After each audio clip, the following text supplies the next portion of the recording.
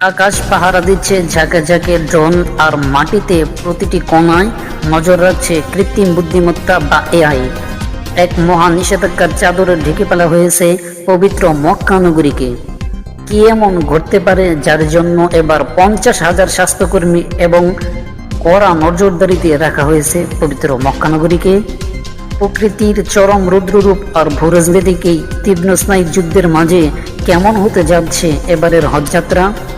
ইরানের সাথে ইসরায়েলের যুক্তরাষ্ট্রের যুদ্ধ বিরতির মাঝেই শুরু হতে যাচ্ছে এবারের হজযাত্রা।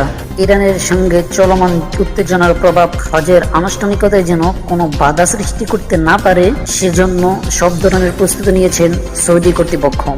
ইতিমধ্যেই মক্কায় জড়ো হয়েছে 12 লাখেরও বেশি মুসল্লি।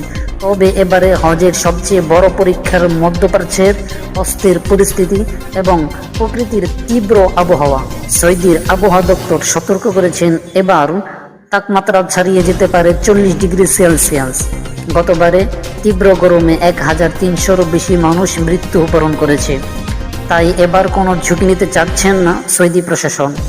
পরিস্থিতি নিয়ন্ত্রণে নামানো হয়েছে ড্রোন এবং কৃত্রিম বুদ্ধিমত্তা বা এআই প্রযুক্তি।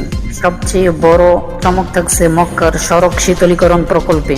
আল মাসায়ে মেট্রো স্টেশন এলাকার 14,000 বর্গমিটার জুড়ে বিশেষ প্রযুক্তিতে পিচ ঢালা রাস্তার তাপমাত্রা এক ধাক্কায় কমিয়ে দেওয়া হয়েছে 15 ডিগ্রি সেলসিয়াস পর্যন্ত।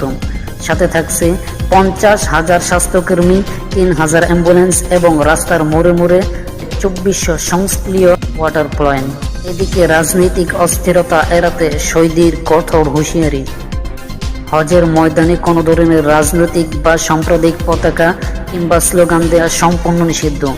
সৌদির পররাষ্ট্রনীতি বিশেষজ্ঞ ওমর করিম এএফকে বলেন, যুদ্ধ সত্ত্বেও সৌদি আরব এবং ইরান নিজেদের মধ্যে রাজনৈতিক সম্পৃক্ততা ও উন্মুক্ত রেখেছেন।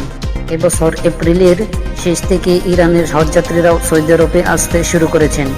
ধারণা করা হচ্ছে কয়েক হাজার ইরানি এবারের হজে অংশগ্রহণ করবেন। তীব্র গরম আর যুদ্ধের শঙ্কাও কোনো কিছুই যেন থামাতে পারেনি বিশ্বাসীদের ঢল।